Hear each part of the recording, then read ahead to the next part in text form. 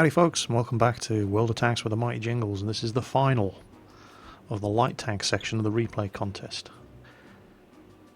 Today, some gold is going to be given away. But first, let's have a look at the competition. This is Revelator playing an absolutely amazing game in his M24 Chaffee. American Tier 5 light tank, it's an encounter battle on Himmelsdorf, it's a Tier 7 game, so the matchmaking is actually pretty good for a Chaffee, but it's Himmelsdorf. Tight, narrow city streets, no real space to manoeuvre. In fact, the only place with any real space to drive around in is the central square and the railway marshalling yard. So the light tanks, that's exactly where they head at first. So there's a 12T, a T50-2 and Revelator here in his M24. And they're making a run for the cap, try to head off the enemy lights and any mediums, for example. And there goes the enemy artillery. It's probably the single worst place on the map this guy could have headed for. Yeah, French arty's fast. And there's another one of those bullshit zero damage penetrating hits. And there's more artillery come running down here, way ahead of the rest of the team. I don't know what they're thinking. This is not a standard battle, guys. Enemy armor is damaged. This is an encounter battle. Artillery rushing down here, just the first ones to die. Now there's a KV3 moving down here as well. And there's all sorts of big guys pushing up. KV3, KV1, there's a Panzer 3-4 coming down. So we're going to nail this AMX 12T first. Then these lights really start getting out of here. And waiting for backup, but backup is coming. Here comes a Tiger, and this Tiger played a great game. And you can see that the Chaffee's a quick little tank, but it's nowhere near as fast as a 12T or a T50-2. And it's a bigger target, so it's easier to hit for these enemy guns. Now the Tiger thinks that these lights are abandoning him. It's a reasonable assumption to make. 12T down there is in big trouble, but Revelator is not running away, he's just getting into a better position. Enemy is hit. You get some cover, you need to minimise the number of guns that are firing back at you. And that's pretty much exactly what he's doing here. He's using cover intelligently to limit the number of guns that can actually return fire at him. And that Tiger's moving up. He's doing the same thing. He's getting that building in the middle of the cap circle between himself and the KV-3 so that he can focus fire on the Panzer 3-4. The 12T down at the bottom there had a great little game. He's keeping them occupied on the flank. And Revelator's going for it. Oh, artillery. He didn't take the hit. He ran away when he could. He's going to pay the price for that. That's gotta hurt. Come on, one more. Bang. Okay, there's our first kill. No, our second kill. We got that 12T earlier.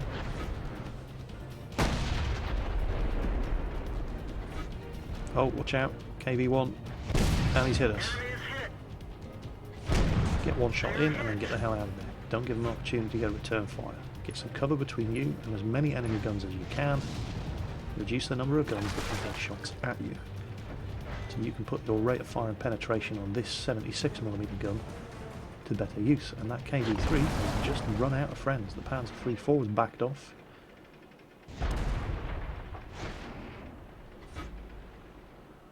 Keep an eye on which way his gun's pointing. He needs to choose now between us and the Tiger. He goes for the Tiger. Big mistake. Well, not big mistake. The Tiger's the one he can actually hit, but it sealed his fate anyway. Enemy armor is hit. Punched right through their armor. Punch right through their armor. Tiger gets the kill, but now the Tiger's in big trouble. Enemy is Oh, KV1. He's pointing his gun at us, and he blows the tracks off. Get those tracks off. We're immobilized. Beats his rate of fire. There we go, he's dead. Tiger kills him too. Tiger's in big trouble. Enemy is hit. T-43's being very brave here. I mean, he knows he can circle straight for this Tiger to death, but there's two Tier 5 light tanks helping. That's gotta hurt. And he takes a surprisingly Penetration. large amount of shots to kill. Punch right through their armor. And he does seriously hurt this time, but more bad guys here. T1 heavy tank, T34. There's an IS at the bottom of the road. And the Tiger's trying to get his turret around, he's got his back to these guys, and he's not going to last much longer. He's done a great job here. But now he's gone, and there are far too many guns here. We need to get ourselves into some sort of cover and start trying to decide how we're going to go about this. And the Tiger's yelling, cap, cap. No, absolutely the wrong thing to do. Too many enemy tanks shooting at you, and we're in 2 light tanks. Damages a turret ring, which is going to hurt. Enemy armor is damaged. But got him right. Kill number 3. T1 heavy tanks going from the T50-2, and we can punish this guy while he's doing that. Okay, we're going to need to get around and keep an eye on where that IS has gone. There was an IS at the bottom of the yard. Don't know where he is anymore. T1's looking the other way. Ah, we're going to have him. Enemy armor is damaged. And he gets into cover. And there's the IS. And the IS is moving up. Okay, we don't want to get caught at the end of this long stretch with an IS behind us. Even an IS is going to miss from that range. So there's kill number 4. Kill the T1 heavy. And he knows the IS is over the other side there somewhere. Keep an eye on the map. They're pinging the bottom of the map. No, no, there he is. He came around. Okay, and the IS derps the T50. Big old hit. Just one-shots him. But he's fired, and we know what sort of reload the IS has. And if he ignores us to concentrate on artillery, and that appears to be exactly what he's doing, I can regret. Oh, move, move, move, move, move. Friendly IS kills him. And in all the excitement, I wasn't even keeping track. That is game over. What a fight. Absolutely stunning little battle there. And even though he only came out of it with 4 kills, you know, look at that. And no Battle Hero awards, although he deserved something.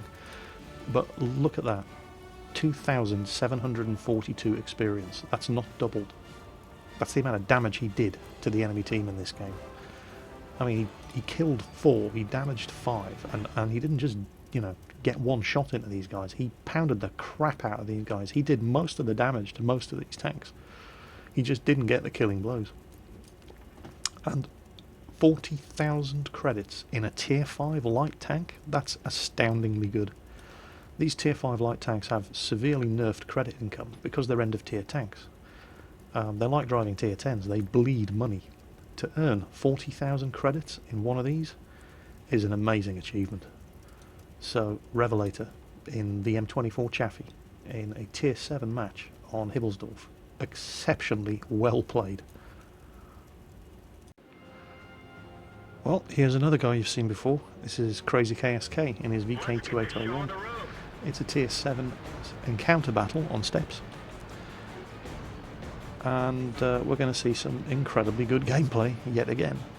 And I should hasten to add, if I haven't said it enough in previous videos, pretty much everybody you have seen in these replay roundups over the course of the last 3 or 4 days, any one of them could have been the winner. It's been so hard to pick. In fact, I could quite easily have picked any of the last 13 or 14 replays, tossed them all in the hat, pulled one out, and that could have justifiably won.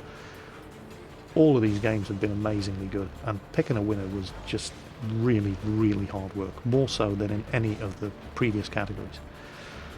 And I dare say some of you guys are going to have your favourites, and they may not necessarily be the same as the one that I picked as the favourite, and that's absolutely fine. But, you know, at the end of the day, it's my hand going into my pocket and handing out my money to the winner, so my choice stands.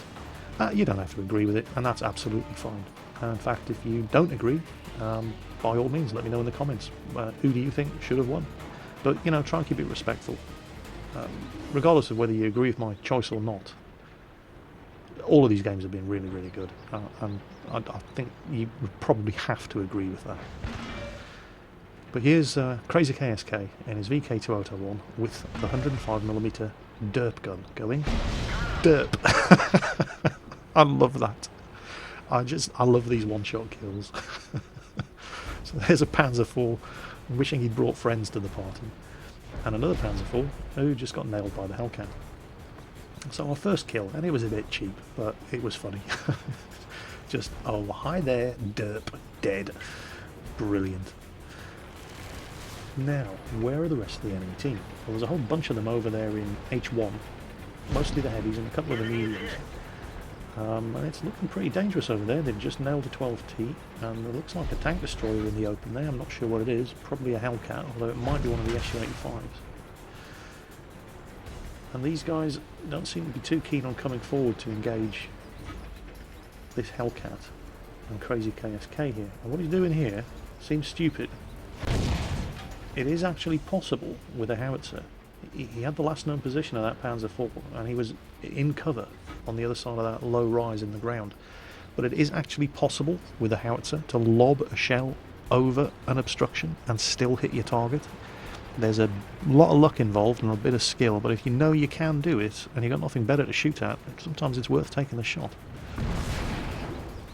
Now, here we go. None of these guys in the cap circle seem interested in making a move, so Crazy KSK decides to take it upon himself to go and get things moving. So he spotted the Jagdpanzer IV, but there's a T-25 up there too. The T-25, I think, is the one that actually hit him. M36 nails the Jagdpanzer, and get ready for some more high explosive derp action. Boom! Headshot! Oh, a Panzer IV over there. That's the guy he was trying to lob an HE shot at earlier. He's taking side shots at him. So wait for it, wait for it, wait for it, wait for it. Su-85, but he's on the other side of the rock. Panzer IV's turret's turned the other way. Up you go. Aim and derp. There we go. And that guy, there's some great names in this game, by the way. That Panzer IV was called Mac Arse. Our AMX 12T driver is called Derp McDerp. Now, we knew there was an Su-85 up here somewhere, and we thirst for more kills. The derp gun demands more victims, so let's go and kill ourselves an Su-85. Now, this can be dangerous in a VK281 because as it turns, it really tends to bleed the speed off. But, yeah, this isn't a problem. And there's kill number 4. Now, where's the rest of the enemy team? T-43, Tier 7 heavy, dangerous tank. Dangerous tank at this game. Who do we have left? We don't have anything as high tier as they have. There's a KV-1, 3601H, T-43. We don't know where any of their tank destroyers are. And there's a Panzer IV. Okay, who to go for? Choices, choices, choices. And you really do have to think quickly when you're driving one of these little things. Okay, yeah, take a shot at the T-43, but do not hang around. There is far too much backup behind him. So let's get down the hill, put some cover between us and him. T-43, yeah, come on, let's have him, let's have him, let's have him. Ramming speed, boom. Have I mentioned how good at ramming the VK2801 is? It's surprisingly heavy for such a small tank. And that's what limits its agility, really. It doesn't have a very, very good... I mean, it is a pretty good power to weight ratio, but there's a lot of power, but there's also a lot of weight. And that's what makes it good at ramming. But it's also what makes it bleed the speed off when it's in corners. Now, instead of staying up there and dueling a KV-1, he's come down the hill to give him other targets to shoot at. He's exploiting his teammates here, but hey, what the hell. And now, derp time. Oh, he's had his tracks blown off. Unlucky, and he does not have a repair kit. And, oh well, only one of them left. May as well derp the Panzer IV. Hits him in the tracks, doesn't kill him, does some damage. But he's the last guy left. And are we going to make Top Gun? You bet your ass we are. Some more derp gun action on the VK2801, driven by Crazy KSK, getting 6 kills at a Tier 7 game. Encounter battle on steps. And non-damaged. Everybody he shot at died. And again, yeah, that's not bad at all. 1100 XP, 16,000 credits. And this is a more realistic, even on a win, you're going to be looking at that and thinking, holy crap, you know, my KV-1 makes more money in a game than that. Yeah, it really does. These tier 5 light tanks do not make a lot of money unless you do a colossal amount of damage to the enemy team. And they're all significantly higher tier than you. Do not expect to make a profit running these tanks. Next up, and the final runner-up if you like, is Stalker STX in his AMX 12T. Tiny little tier 6 French tank. The first French tank to get an autoloader. This is the fully upgraded 12T with a 75mm gun. And the reload isn't too bad, it's quite manageable with the 75mm gun that you get on the 12T and the AMX 1375. You start getting up to the AMX 1390, the AMX 5100s, and the reloads really hurt on those tanks. And then they start getting better again when you get to the Lorraine, the AMX 5120. So it's a standard battle on Himmelsdorf. Ooh, it's a tier 8 game. So he's in a tier 6 light tank on Himmelsdorf in a tier 8 game. And there is nobody coming up the top of the hill other than the two Frenchies. There's no backup. There's it looks like, is that a T28 prototype coming up the hill behind it? Oh my god, what is he doing? He won't get up. It's going to be next week before that guy gets up here. Okay, so there's an IS-6 and a T-3485 coming down that road, so let's not go down that road. Let's chase this T-50-2. And you really need to start getting used to the limitations of the autoloader here. See, he's not going to kill that T-50-2, so he doesn't stop. And then, whoa, crap, look at the trouble around here.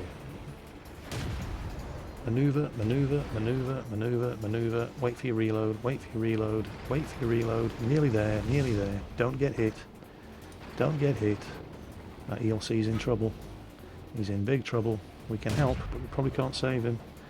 And we've reloaded, and fire, and there you go, right, he goes for the reload. 2 kills. Nailed both the enemy tier 5 lights.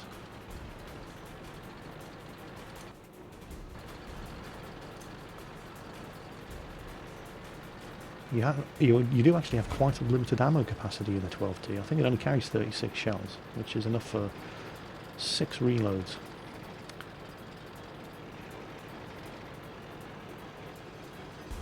And there's the enemy artillery. Now, unlike Revelator's Chaffee game, in an encounter battle, this is actually a smart place for artillery to go. In a standard battle. And while you should avoid firing while moving at all times, well, not at all times, when you're driving one of these little Frenchies, if you've got a full clip and you're coming across artillery, your first 2 shots you can usually afford to risk, as long as you know you're not going to get shot at by anything else. Because they might hit. But always make sure you save 3 shots for when you get up close and personal, when you have to make sure they hit. And there's an SU-100 up there, and we're still reloading, and he hasn't even noticed we're here. How easy is this going to be? But we need to watch out, because there's a T-34 over there. So look at this. He's keeping the SU-100 between himself and the T-34. Nails the SU-100. T-34 still doesn't seem to have noticed he's there. His gun's pointing the other way. But there's a lurver over there too. So instead of reloading, just use the last 2 shots. And there you go. And now he's using the SU-100 as cover. And you notice his tank is pointing away from his direction of fire. So he can get the hell out of there as fast as possible. If he needs to, because there's not just that T-34, there's a lurver and a T-43 on the other side of that building. T-34's gun seems to be pointing the other way. Oh no, his gun's pointing this way now. He knows we're here. And he's hit us. But Stalker knows what the relay's like on the T-34's gun. It ain't good enough. And there's a T-34 killed. That was so good. Now Stalker only has 4 shots left, so there's only 3 tanks left on the enemy team. So it's going to be a question of maximising the damage you can do with these 4 shots. Limited ammo capacity on this little bugger. So, yeah, kill the lurker. Come on, set him on fire. Come on, 2 shots left. And he's on fire, yes! Last shot into his ass, just to make sure he doesn't have a chance of putting the fire out. And there is kill number 6 and Top Gun, death by fire. And our artillery finishes off the last enemy tank. So there's a comfortable little win.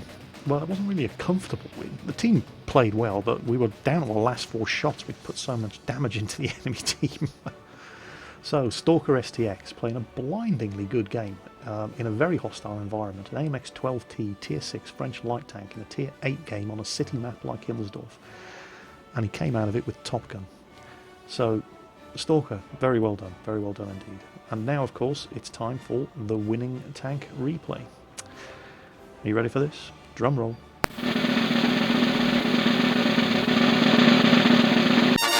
Well, here he is, the winner of the light tank category. It's Rodibert. You may remember it from the other day in his VK2801 encounter battle. No, it was an assault map, sorry, on Malinovka, where he did the most incredible passive and active scouting I've seen in a long time, which was completely wasted on his team of herpaderps. Well, here he is in his ELC AMX, and it was no fluke. He's just as good in this as he is in his VK2801.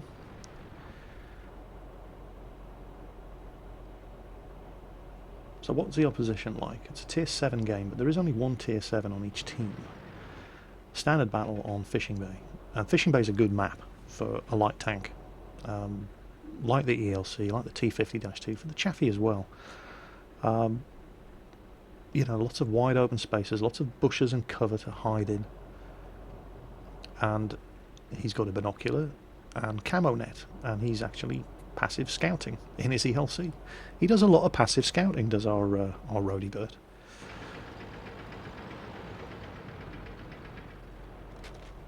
So we have an M5. Not much of a threat. First shot misses. There's a good chance his position's been given away, but look at, you don't need much cover to hide in an ELC AMX. This tiny little dip in the ground here is more than good enough to shield himself from return fire. So he moves around a bit, swaps from cover to cover, just to throw off anybody who might have seen him fire at the M5, and then resumes spotting.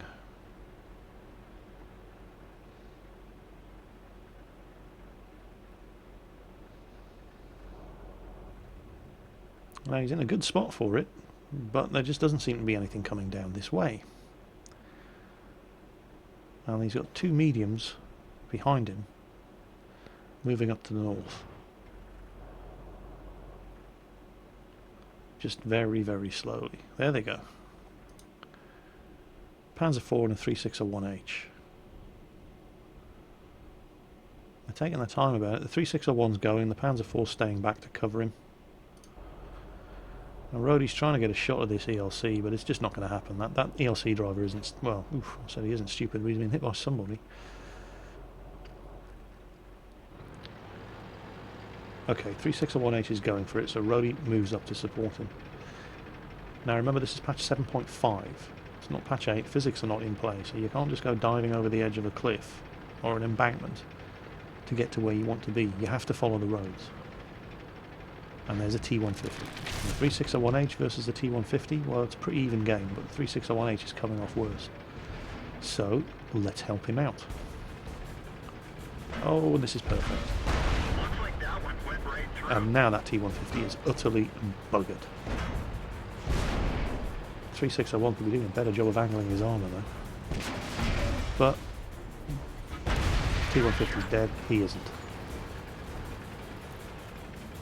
Now this is the first spot of trouble that Rhodey gets himself into here. Because while the ELC is very fast, very manoeuvrable, and that gun does a monstrous amount of damage, it only fires straight ahead. And if you come across another light tank that can keep up with you, and doesn't have the limitation of, for example, an autoloader or a gun that can only fire straight ahead, you can get eaten. Look, here we go, he's missed his shot, and this T50 can seriously hurt. Even the T-50's gun can penetrate with every shot, and he's lost his commander, his turret ring's jammed, not that he has much of a turret in the first place. He's on 8 4 health, he has to get out of here. And he's been hit again. So, and he's not going to outturn a T-50, so the best thing you can do is pull him back towards friendly guns. And the 3601 kills him. So that was both lucky and unlucky. We're down to 37 health. We've used the first aid kit, we've got a commander back in action. The VK3601H is getting himself into serious trouble with this artillery gear. We'll return the favour. There's our second kill. Commander's back in action. Not used the first the repair kit because a damaged turret ring on an ELC AMX, well, you know, big deal. It doesn't actually have a turret. So, 37 health. Gonna have to start being sneaky. So, we're in a bush. Camo net up, binoculars up, and somebody's shooting that 3601H. There it is, Panzer IV. And it looks like somebody just shot at us as well.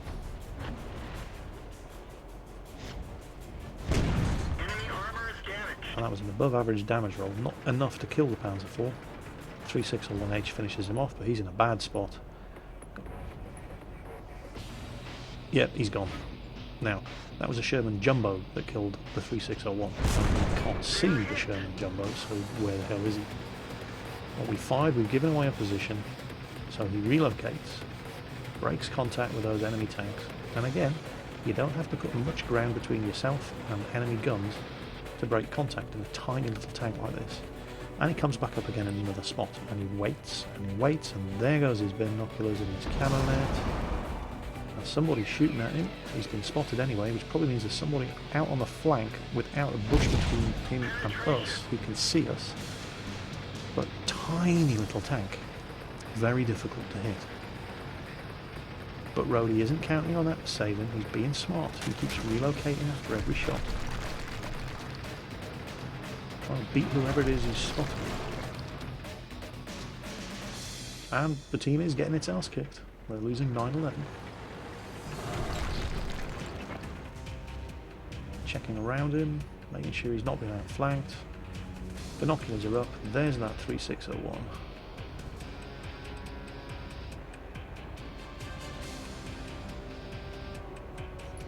Come on. Aim, aim, aim. Really, really long aiming time on this gun.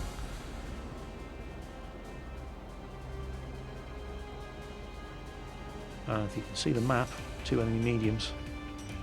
There they go, Sherman Jumbo and another 3601. Now these guys are on very low health.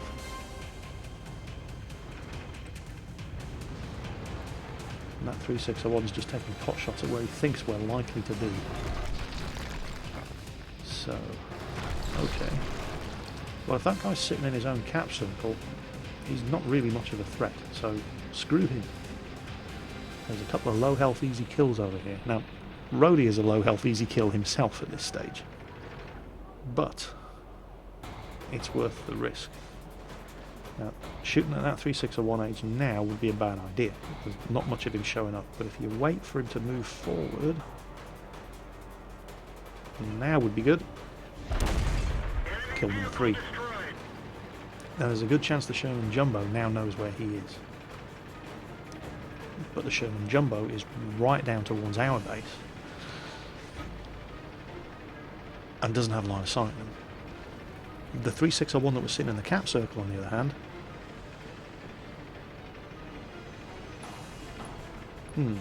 M10 just nailed our Hummel. Oh, there he is. He's in the town.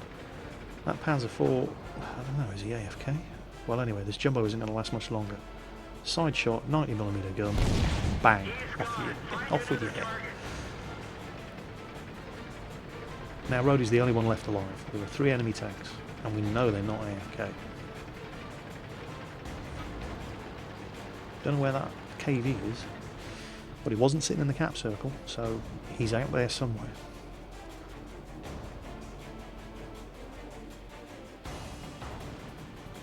Now he knows that the M10, the Wolverine, was in the town on the centre line of the map.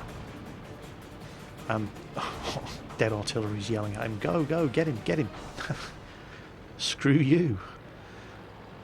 Rhodey's smarter than that. Right, he can die in one shot. He's not dumb enough to go charging toward the last known position of an enemy tank and just hoping that enemy tank is looking the other way. He's a patient player. He's working the odds. Instead, he's going to wait, and he's going to hide, and he's going to make sure he gets the first shot in, because it's important that that happens when you're driving this tank, especially when you only have 37 health. So he's playing the patient waiting game.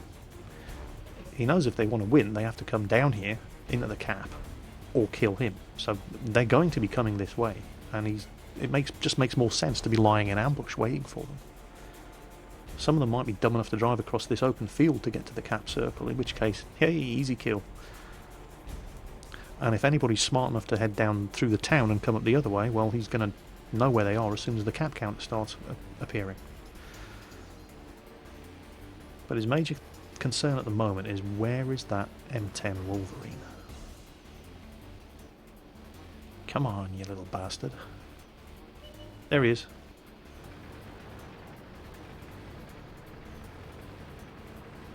Now, we've seen him. Has he seen us? Probably not. Rhodey's keeping cover between himself and him at all times. This looks good. Perfect. Perfect. Couldn't ask for better. And he's seen us now. He's trying to bring his turret around at 10 health. Below average damage roll. Does it matter? Not when you're as good at driving an ELC as this.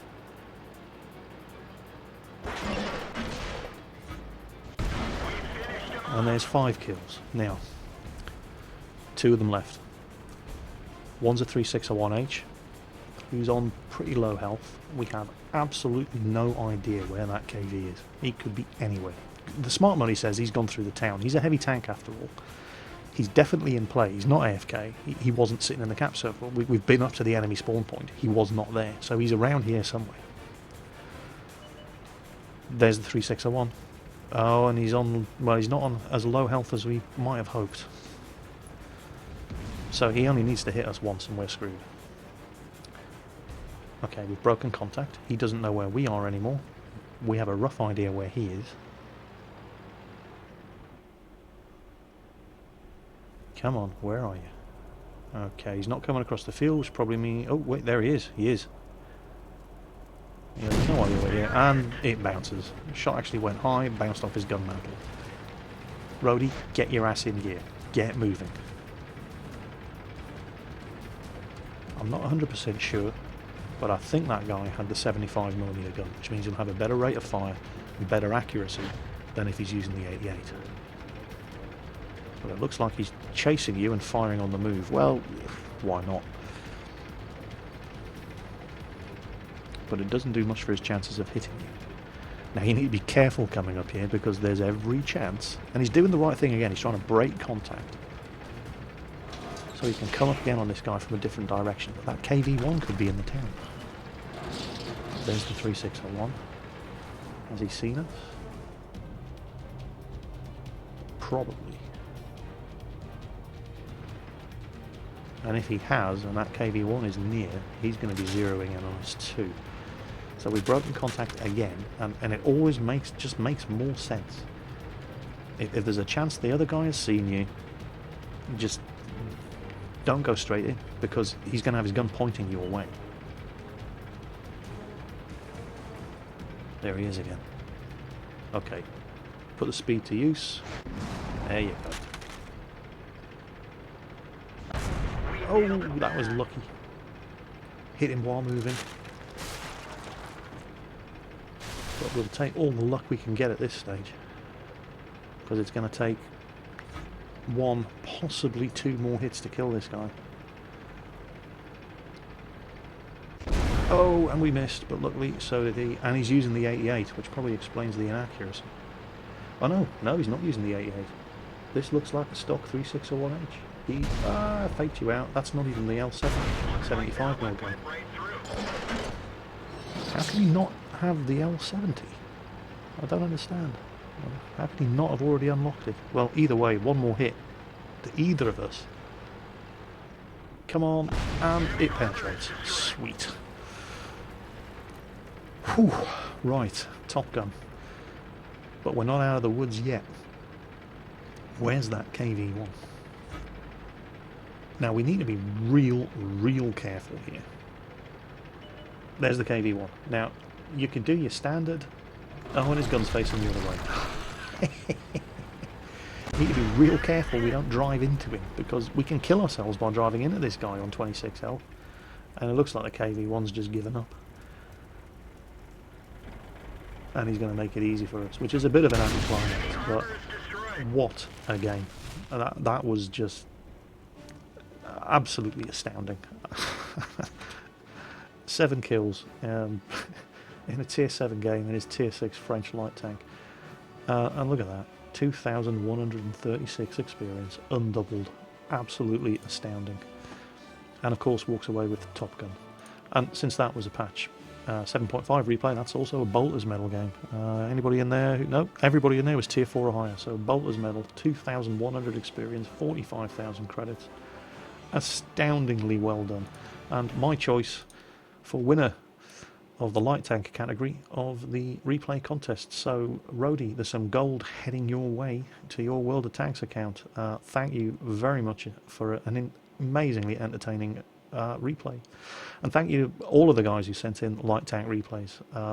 The vast majority have been incredibly good. I think the light tank replays have been the best ones we've seen so far. And I dare say, you know, as I said, some of you guys will probably have a replay other than Rhodey's here, which was your favourite, and that's fine too. But, you know, also, as I said, I'm the one giving away the money, so this is the one that wins. And well done to everybody. It's been a fantastic contest so far.